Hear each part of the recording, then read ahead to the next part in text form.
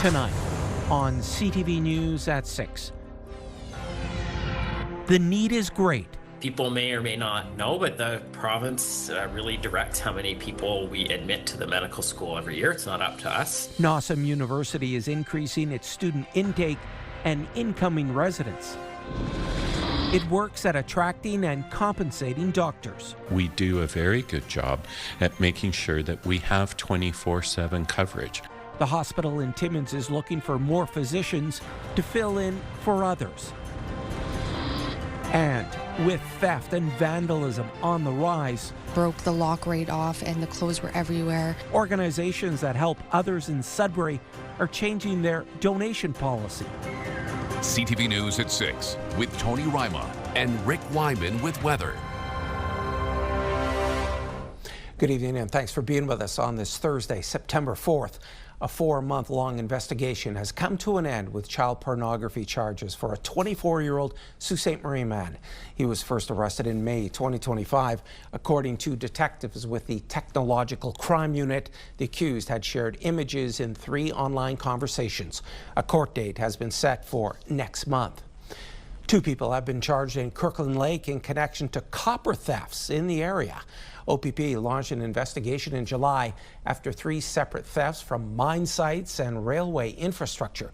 Through their investigation, police were able to link the 3 incidents to a 46-year-old woman and a 36-year-old man from Kirkland Lake.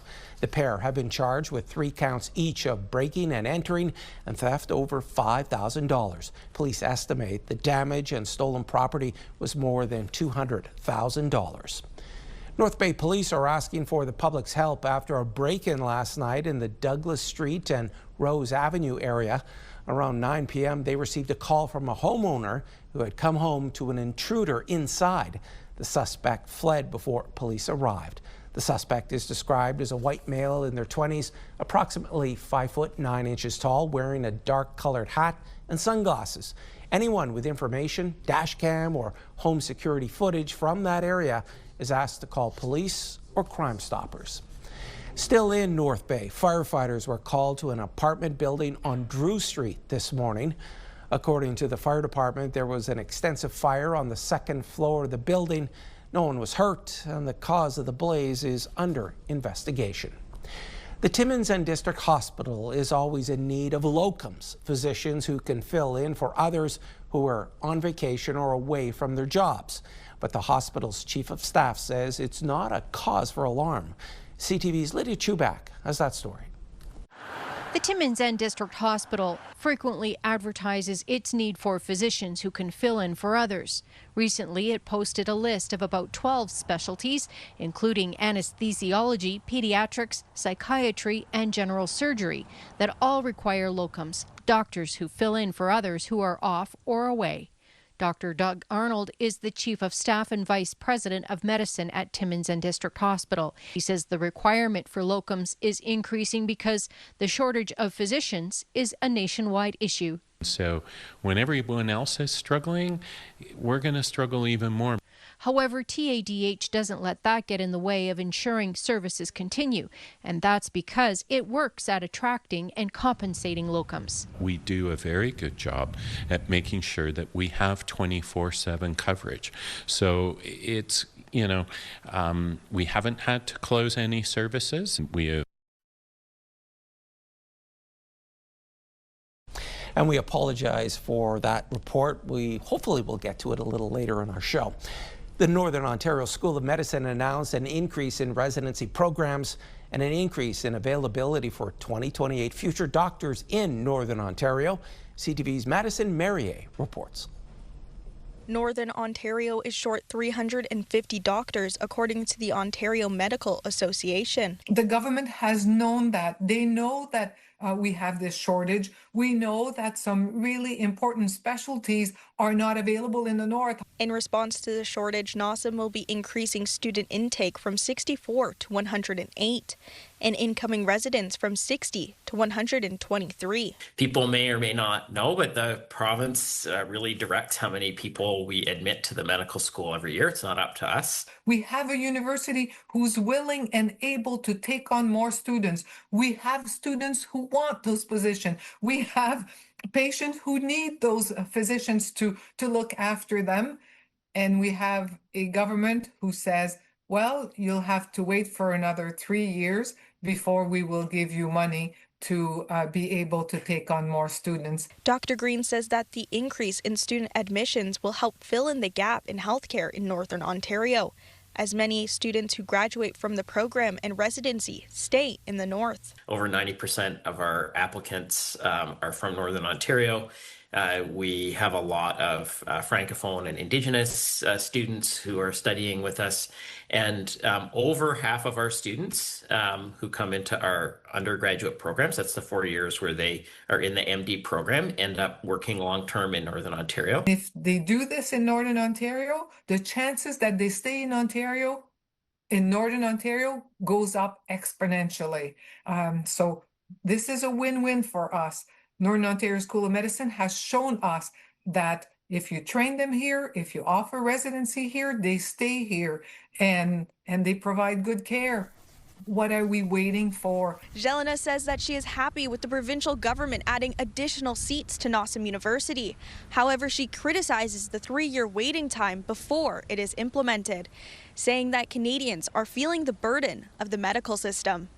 Madison Marier, CTV News, Sudbury. All right, cool, wet weather on this Thursday. We had a hot spell, then things are cooling down. And I'm just wondering, when will the rain end? To tell us more, here's CTV's Rick Wyman. Rick, what say you? $64,000 question, my friend. Of course, we take a look at our systems map right now, and you can see the system as it's actually active right now in northeastern Ontario in some sectors, as we will see with our current temperatures. But it will continue in earnest tomorrow, anywhere from 10, 15, 20 millimeters of rain, gusting winds whipping around right across throughout the day. Won't be a nice day to, make it a point right now. So, Tony, again, that precipitation will actually continue right through with the chance of showers Saturday and Sunday, but it does get better on Monday. How about if I leave you on a happy note? We'll take a look at our current temperatures just minutes away. That's right. Thanks so much, Rick. A mother is speaking out. Still to come on CTV News at 6. An event on the weekend in Mattawa left some people injured. Before we get to that, let's head to Elliot Lake. This is a live webcam courtesy of the city of Elliot Lake. It's a shot of the boat launch. A chilly evening for a boat ride. It's 14 Celsius with a mix of sun and cloud. We'll be back right after these brief commercial messages. When you see it happen, send it to CTV News. Text 10400 from your screen to ours. Text 10400.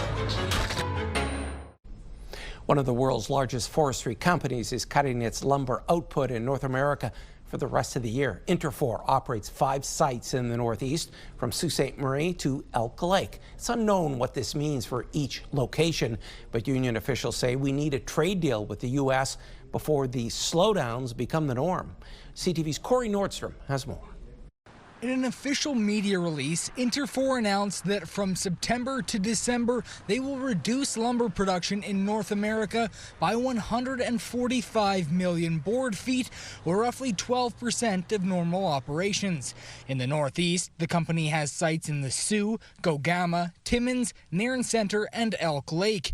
Unifor reps for the Sioux mill say there has already been workforce reductions of varying types across most mills. Those in the Sioux affected a third of employees and are set to end on September 8th. There was around 60 workers that weren't impacted, mostly in trades and the senior shifts.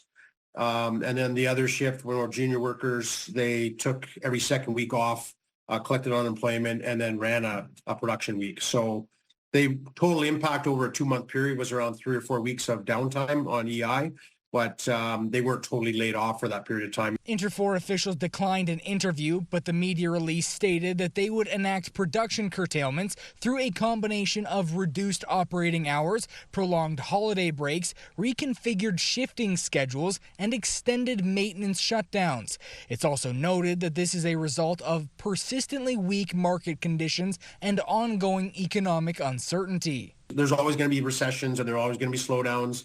I think the frustrating thing is that so much faith has been put in the relationship between Canada and the U.S. over the last number of years, and to see your best friend turn on you and create an economic crisis to try to hurt you, that's a little bit disheartening to everybody. Boone does not know the exact plans for how workers in the Soo will be impacted by the latest decision from their company, but remains optimistic this doesn't stretch beyond the end of the year and hopes government action can help the badly wounded softwood lumber industry.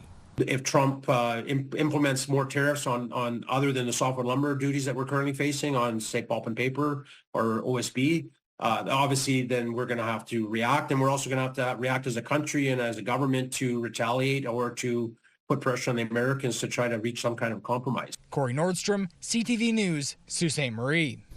An emotional day in a Sudbury courtroom as members of a family read victim impact statements prior to the sentencing of Kyle Smith. He was found guilty of second-degree murder. That story from CTV's Angela Gemmell.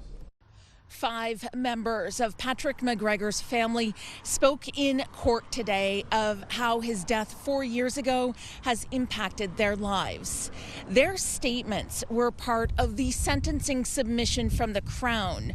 Earlier this year, a jury found 36-year-old Kyle Smith guilty of the September 2021 murder in Sudbury. During the 3-week trial back in February, Smith testified to killing McGregor, claiming the stabbing was in self-defense. McGregor had been stabbed in the neck while driving his car in the parking lot of the Esso gas station on LaSalle and Notre Dame. When he got out of the vehicle, it was used by Smith to run him down. The two were known to each other, and the dispute was connected to drugs. Smith admitted to being under the influence at the time. Statements were read by McGregor's siblings, his 2 children, and his mother, who says her life was shattered when she found out about her son's death, adding that the tragedy has had a crippling impact on her life. Defense submitted letters from 2 of Smith's daughters, his institutional and health records, as well as a volume of case laws for the judge to consider. Smith was also found guilty of dangerous driving, causing bodily harm. Second-degree murder carries an automatic life sentence in prison, but the judge will decide how long before Smith is eligible for parole. The defense is suggesting 13 years, while the Crown is asking for 16. Angela Gemmell, CTV News, Sudbury. Theft and vandalism continue to be issues for a nonprofit and a charity in Sudbury that accept donations to help clothe people and care for animals. CTV's Alana Everson reports. Over the long weekend, this donation bin at Closet Share was broken into, with clothing stolen and strewn around the parking lot. 60 bags ended up in the dump. Single week. This past week, they broke into the donation bin and broke the lock right off, and the clothes were everywhere. Feces, urine, vomit, needles, blood, everything that we had to clean up come Tuesday this week. Porter says the nonprofit relies on donations, and recycling clothing is part of its mission. So unfortunately, we had to take all those clothing and throw them in the trash. And again, that is not something that we do lightly here at Closet Share. We focus on ensuring that we alleviate the textiles from ending up in landfills. Closet Share now asks that all donations be dropped off during business hours. Over at the Pet Save retail thrift store, donations can only be made in person during the week from 10 to 4.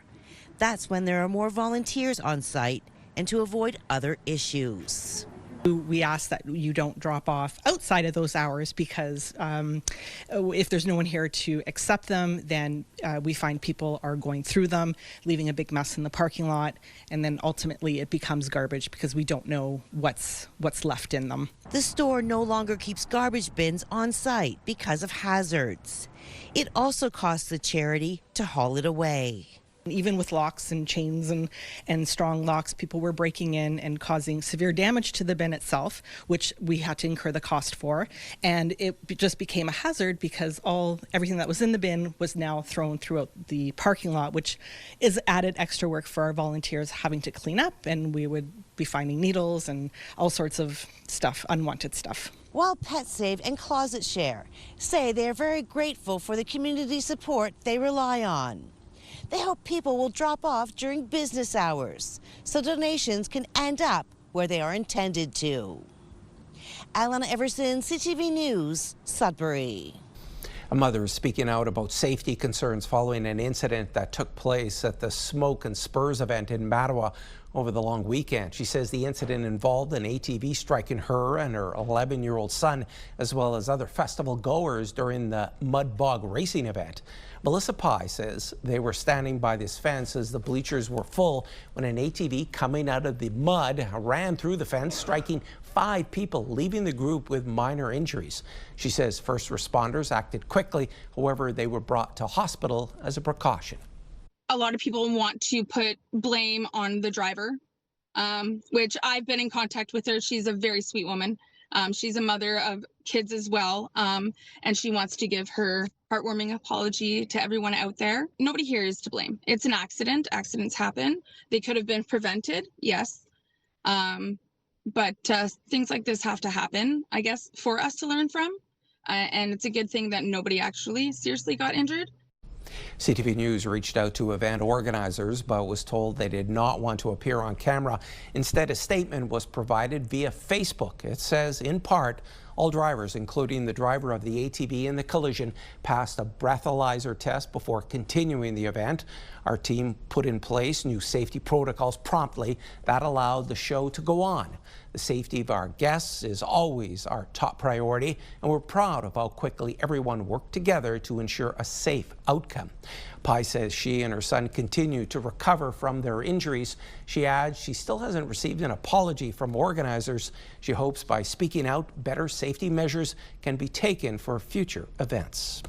All right, back now for a check on your current conditions. Once again, here's Rick. Call this the calm before, well, more rain in the forecast. I hate to use that word storm, but gusting winds and precipitation for tomorrow. Tony, take a look and you see what's happening, what we're being affected by right now in terms of our situation.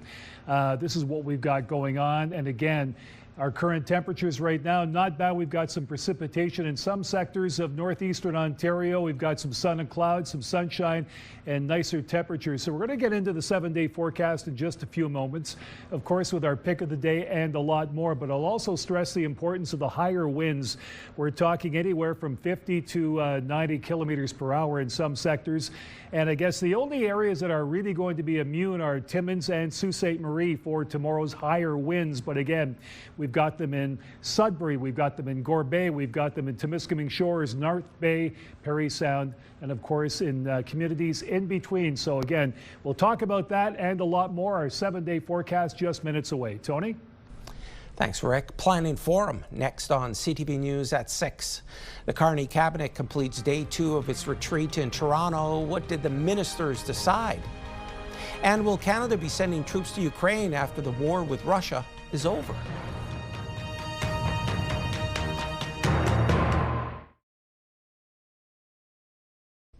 A second day of meetings in Toronto between Prime Minister Mark Carney and his cabinet to focus on what the Liberals call tough budget choices. CTV's Judy Trin on the challenges of the next budget and what it might look like. C'est un budget d'austérité et d'investissement. Delivering the Prime Minister's vision of a budget with both austerity and investment measures falls on Finance Minister François-Philippe Champagne. He was asked if spending restraints would result in job losses in the public sector. There'll be adjustment in different places, but at the same time, we're going to be empathic to make sure that we're always there for Canadians. Cabinet ministers met behind closed doors to find money for major projects and defense and to present what savings they found. The Carney government is aiming to cut day-to-day spending of up to 15% over the next 3 years. Federal unions call the move reckless. I think that public service cuts can do a real harm to Canadians because the public service is there every day to serve Canadians and to protect them and to keep them safe. The number of federal public servants has grown by more than 100,000 workers in a decade.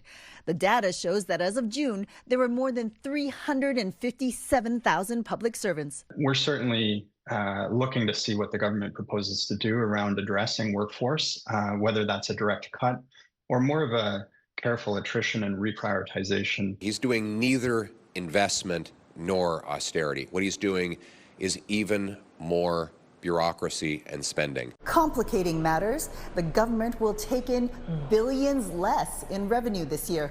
After Donald Trump complained, the Prime Minister dropped the digital services tax and the retaliatory tariffs against the U.S. Judy Trin, CTV News, Toronto. Two top cabinet ministers, Dominic LeBlanc and Melanie Joly, spoke on the sidelines of today's cabinet meeting about where trade negotiations stand with the United States. CTV's Rachel Aiello has that information. Canada is holding technical discussions with senior U.S. officials to try and convince Donald Trump to ease off on tariffs on steel, aluminum, autos, and softwood. Those discussions start by having base understandings, common understandings of a series of potential options that may ultimately form what the Prime Minister said would be a series of small deals that cumulatively would put us in a better position than right now. The minister said the Americans agreed to dig into the details around Commerce Secretary Howard Lutnick's D.C. boardroom table last week. And since then, this country's top public servant has been presenting specifics to the Americans on how sectoral tariffs are causing economic harm across the highly integrated Canada-U.S. supply chain. You're trying to unravel something that's very, very difficult to unravel. And that's part of the challenge that I think our government is facing, which is going to be a journey of 1,000 steps. And some will be small, some will be large, but we need to keep moving forward. This sliver of hope comes on the heels of the head of a hard-right Republican think tank bailing on briefing cabinet today. Kevin Roberts, the president of the foundation behind Project 2025, was tied up in Washington, according to his office. Rachel Aiello, CTV News, Ottawa. A new report calls on NATO to fight back against authoritarian states putting disinformation online at concerning rates. The report warns that countries such as Russia, China, Iran, and North Korea are working to undermine democracy and Western alliances, framing the West as hypocritical and neo-colonial, constantly trying to damage their images. This is being done online through emerging technology like deepfakes, bots, and artificial intelligence. These efforts appear organic to unsuspecting users, according to the report, using social media platforms like Instagram, YouTube, and TikTok. The authors argue that more needs to be done by NATO allies to improve online resilience. And Prime Minister Carney took part in a call with EU leaders to discuss the future of Ukraine. More than 24 countries have pledged to put boots on the ground if Russia's invasion comes to an end. CTV's Mike LeCouture now on whether that could include Canadian troops. In a press conference after the meeting, French President Emmanuel Macron said 26 countries are ready to send troops to Ukraine or provide support over land, sea, or air. Now, Canada's commitment remains unclear. In a readout following the meeting, Prime Minister Mark Carney affirmed a willingness to deploy direct and scalable military assistance in support of upholding a ceasefire and lasting peace. A spokesperson for Defense Minister David McGuinty wouldn't elaborate if that means Canadian boots on the ground. Macron did stress that international troops would not be sent to the front lines. The French president also said he has no doubt the U.S. will help provide security guarantees, but details are still being finalized. Now, it's important to note the plan for a reassurance force would only become a reality following a ceasefire. Meantime, Russia continues to send troops into Ukraine. Mike LeCouture, CTV News, Ottawa. There's more news still ahead, but first, here's your full weather forecast with Rick. Wow, Tony, those ominous clouds directly behind you, a harbinger of things to come, if I can say that. Now, let's take a look at our forecast radar. Precipitation moving into northeastern Ontario. With it, 10, 15, 20 millimeters of rain for tomorrow, gusting winds over the course of the day. And it'll be wet and in some cases pretty wild with the higher winds. We haven't experienced that in quite some time, and that trend will continue right through the weekend. It'll lessen, though, Saturday and Sunday. Okay, overnight in Sudbury, chance of showers in the Soo, Timmins, Temiskaming Shores, and North Bay. Meanwhile, in Moosonee, chance of showers, Caphurst, chance of showers, showers in Wawa, Gore Bay, chance of showers, and chance of showers in Perry Sound. Okay, here are the numbers. 10 to 15 millimeters of rain for tomorrow. Sudbury Nickel Belt, chance of showers Saturday, Sunday. Monday, chance of showers at 14. 4 consecutive days of 14-degree weather. 17 on Tuesday, with the cloud cover still below normal for this time of the year. How about the Sioux and Algoma? 10 to 15 millimeters of rain for tomorrow. 13 for a couple of days. More rain Saturday. Chance of showers Sunday. Monday, sunshine 16. 18 Tuesday with the cloud cover. Wednesday, chance of showers again. Another 18-degree day. So Tony had been requesting some warmer weather. It's coming beginning on Monday. Timmins Cochrane campus casing, 10 to 15 millimeters of rain tomorrow at 12. Chance of showers Saturday, 60% chance on Sunday, only 9 your daytime high. Monday, chance of showers and more of the same on Tuesday. Wednesday, some cloud cover and 15 degrees, so you jump from 13 to 17 back down to 15. Temiskaming Shores and Kirkland Lake. Here we go, 10 to 15 millimeters of rain tomorrow, risk of a thunderstorm. 13 your high, chance of showers Saturday, Sunday at 40%. Again, chance of showers on Monday.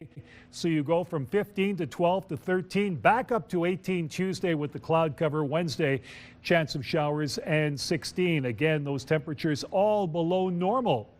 North Bay, West Nipissing, a windy day tomorrow, shower activity at 15.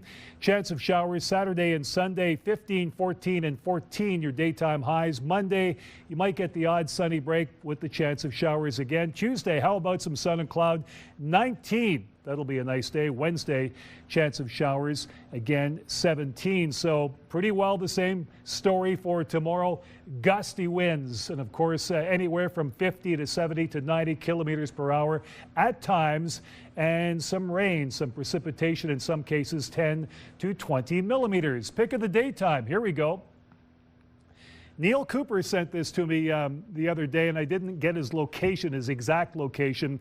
Lansing Street in New Sudbury. Some great work there, Neil. I appreciate that.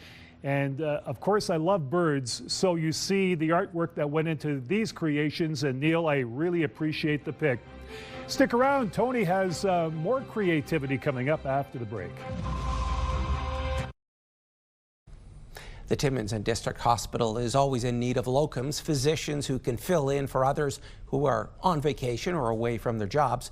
But the hospital's chief of staff says it's not cause for alarm. CTV's Lydia Chubak has that story.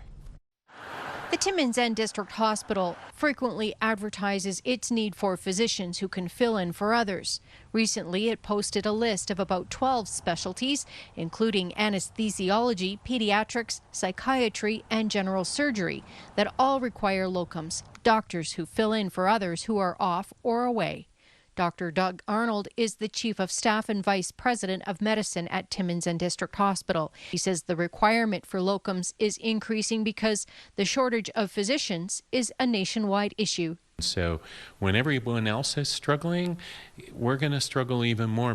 However, TADH doesn't let that get in the way of ensuring services continue, and that's because it works at attracting and compensating locums. We do a very good job at making sure that we have 24/7 coverage. So it's, we haven't had to close any services. We have had our challenges. We have met the challenges. Our senior leadership and our board are well aware of our challenges and support us in our efforts because they also don't want to see us with gaps in our coverage. Arnold says that would mean patients would have to travel out of town for care. Arnold adds the locum program is also a recruiting strategy. They come, they get a chance to test out our environment, what it's like to work here, and we have had some success over the years of then attracting them to set up a full-time practice. 3 new physicians recently joined Timmins and District Hospital, and the goal is to hire 10 this fiscal year. Arnold says for a medium-sized hospital, TADH provides more services than many others the same size. But the challenge that comes with that is staffing. However, Arnold adds if doctors take TADH up on one of its locum opportunities, he's certain they'll seriously consider relocating. TADH currently has 90 full-time physicians, of which about 40 are family doctors. Lydia Chubak, CTV News, Timmins. An arbitrator has awarded Ontario's hospital nurses pay increases of just over 5% over 2 years. The decision impacts about 60,000 hospital nurses. The Ontario Nurses Association has slammed the arbitrator's decision not to include new requirements around staffing ratios. The union says that sends a message to nurses that they don't deserve the same safety in numbers as other frontline workers in dangerous professions. The hospitals had argued that the union's staffing ratio proposals were unrealistic and didn't take into account care from other health professionals. The arbitrator said nurses have other mechanisms to raise concerns about staffing levels. Ontario's top doctor is calling for a national immunization schedule and registry to address gaps exposed by the resurgence of measles in Canada. In his annual report, Dr. Kieran Moore says to keep vaccine-preventable diseases at bay, there needs to be a coordinated approach from the healthcare system and all levels of government. It comes as vaccine hesitancy grows across Canada. Each jurisdiction has its own immunization schedule and data system. Dr. Moore says Ontario is lagging behind other provinces who've modernized their vaccine records and that the province needs a centralized digital vaccine system to avoid confusion. A youth center in Sudbury celebrated its grand reopening today with a free community barbecue. Operating from September to June, Ryan Heights Youth Center has been closed for the last 2 months to allow for various upgrades. Some of the renovations include new flooring, new games, and murals designed by local artist Monique Legault. The project was made possible through various donations and volunteer efforts. There's just excitement everywhere. Watching the kids come in was amazing. The value of this project, I think, far supersedes even the time and money put in. I think it's really going to be embraced by the community. It's really going to be loved by the kids. And just watching their faces come in today has been just, absolutely worth the 8 months. Being a muralist in town, I often get to do work that's more public, and so a space like this that's just for a specific group of people, that's for a specific area, and I kind of loved it. I love the fact that we got to enhance this space for them. I like that it has a floor now. It used to be just concrete, but now we have free flooring that we got through donation, and we have a beautifully painted room that has a lot of color and brings a lot of vibes to the atmosphere. More than 30 youth ages 10 to 18 regularly attend the Ryan Heights Youth Center. The City of Greater Sudbury will be reviewing a report next week on the creation of a solar farm north of the city.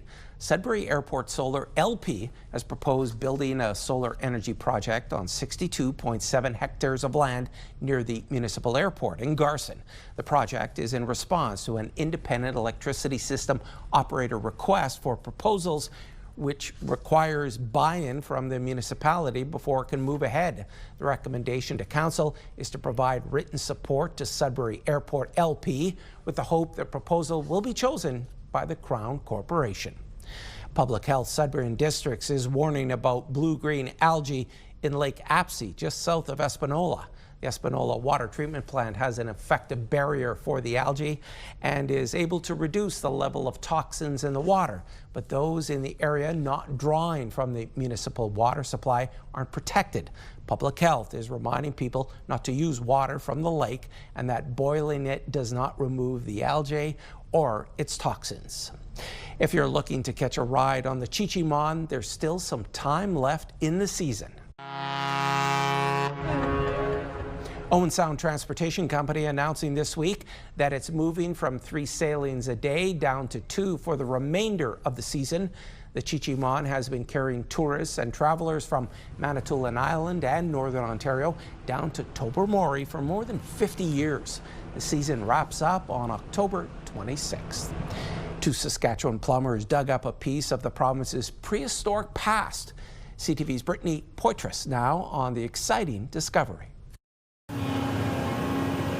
This isn't your typical paleontology dig site, but last week, Justin Ironquill and his brother Tyson were digging a water line on the Papikassis Cree Nation when they came across a rock filled with shell fossils 13 feet underground. My brother was down in the hole by himself, and he finally, after picking thousands of rocks out of there, he finally found one with some fossils in it. And I was just in the excavator and stopped and checked it out, and sure enough, he was telling the truth. At the Royal Saskatchewan Museum, paleontologist Ryan McKellar says the fossils likely ended up in the area due to a glacial movement, meaning the sea life embedded in this rock lived millions of years ago. When we see fossils that are like this, we know they come from a time before even dinosaurs were on the landscape, so about 450 million years ago, or the Ordovician time period. And McKellar says that although they're right below our feet, it's not every day that these brachiopods get visitors. They're groups we don't get to see very often, so it adds to the collection that way, or adds to the story of Saskatchewan that way. Ironquill says he's dug up quite a few things in his time with the Ironquill plumbing and heating, but nothing as interesting as this find. No, nothing like this. No, I just found some nice little rocks and bones before, and not no seashells that are millions of years old, I guess. From dirt to fossils to maybe even dinosaur bones, who knows what the crew on Papikassee's First Nation will dig up next. Brittany Poitras, CTV News, Regina. In Sault Ste. Marie, the YMCA pool is going to the dogs.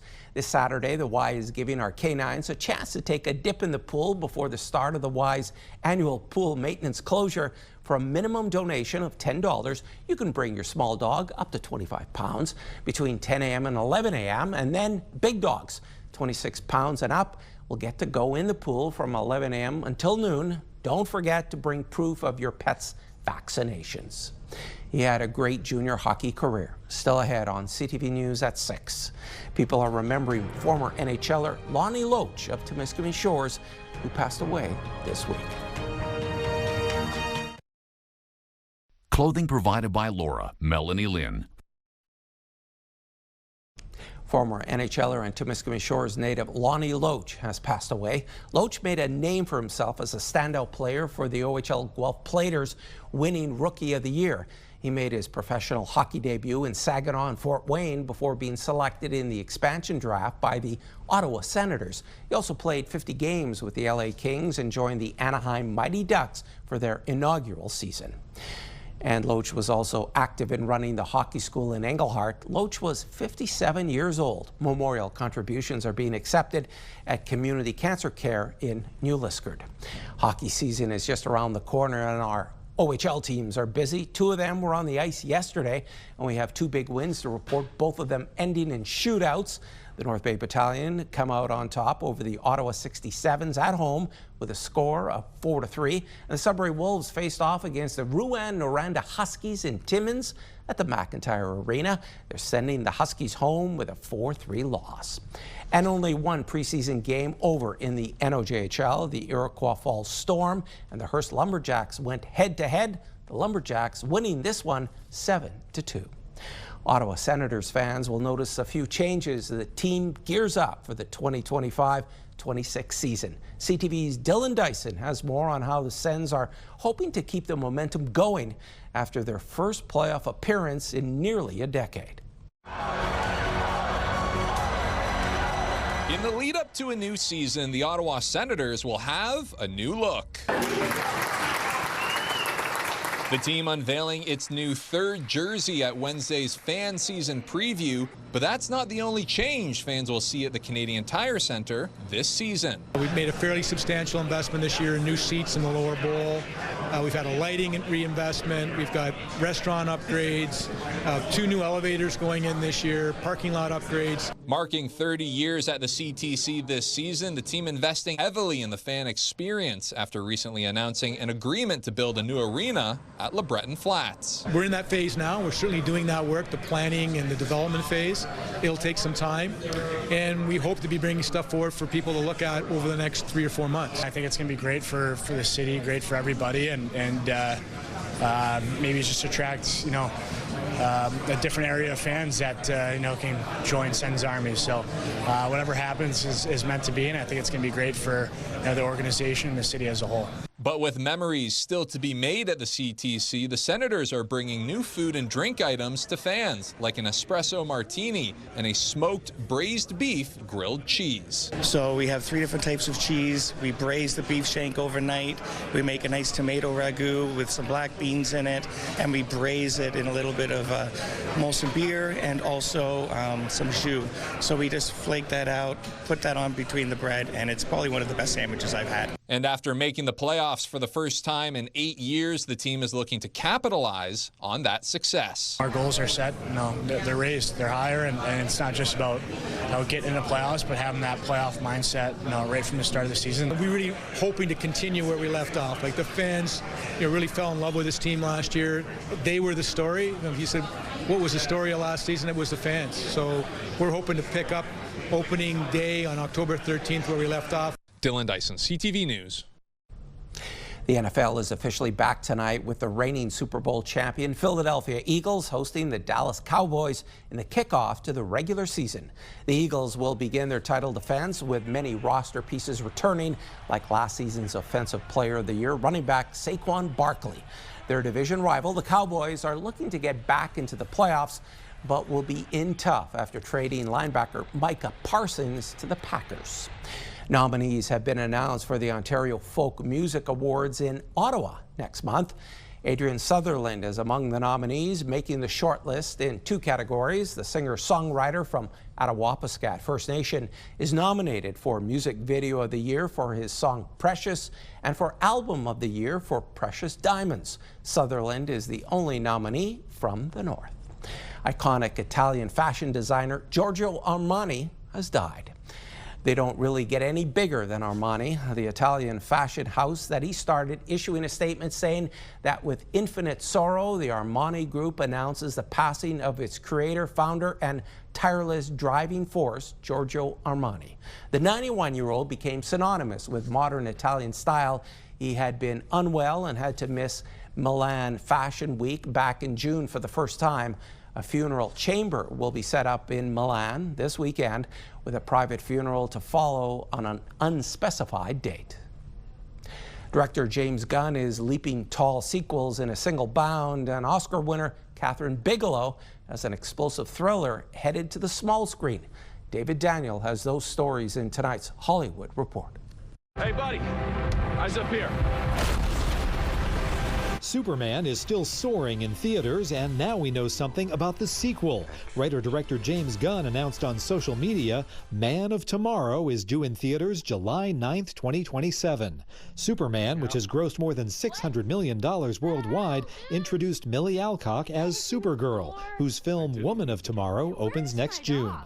Think of the rivers of blood spilled by all those generals and emperors, so that in glory and triumph they could become the momentary masters of a fraction of a dot. The words of Carl Sagan haunt the first teaser trailer for A House of Dynamite.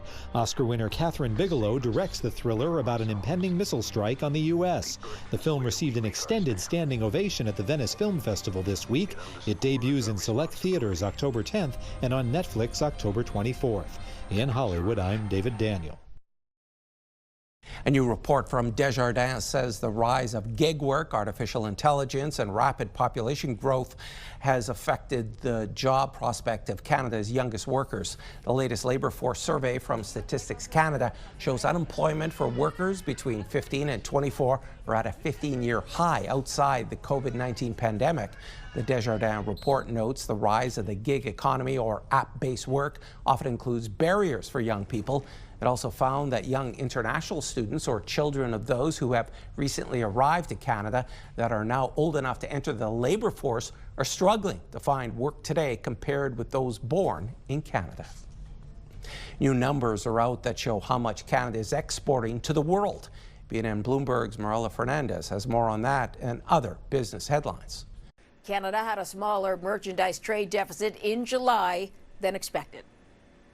We still imported far more than we exported, but there was a smaller gap than economists expected. The trade deficit was almost $5 billion. Canada sent more energy and vehicles abroad as businesses began to adjust to trade tariffs introduced by Washington. Here's a look at how the trading day ended. The Canadian dollar is down today to 72.33. West Texas Intermediate dropped 49 cents to 63.48. Western Canadian Select down as well to 52.10. And the TSX hit yet another record close, gaining 164 points above 28,900. Those are your business headlines. I'm Morella Fernandez. And here are the current prices for some key commodities we watch. Gold down $17.81, closing the day at $35.4509 U.S. an ounce. Silver down 41 cents to end the day at $40.67. Down a penny. Copper ends the day at $4.44, and nickel slipped a cent to $6.82 U.S. a pound. And Rick is back now with a check on your Friday weather. Well, it's pretty easy, Tony. It's going to be rainy, windy in, northeastern Ontario. Pretty well 10 to 20 centimeters, millimeters of rain. Centimeters, let's not get confused. Millimeters of rain in the forecast throughout the northeast, but windy over the course of the day. So again, watch it, take it easy. Some of the gusts will be quite extensive, anywhere from 50 to 70 or 70 to 90 kilometers per hour. So again, be careful out there. It's going to be wet and windy all day tomorrow. Tony? Thanks, Rick. And finally tonight, a night at the Muskoka Drive-In turned into a star-studded surprise when Ryan Reynolds and his family showed up. It's Ryan. I'm here at your amazing drive-in. With his wife, Blake Lively, and their kids, the crew caught a screening of Freakier Friday. They grabbed popcorn, won ducks from the claw machine, and even needed a boost. The full drive-in experience. And folks, that's CTV News at 6. I'm Tony Ryma. More news comes your way at 11:30 with Ian Campbell. Good night.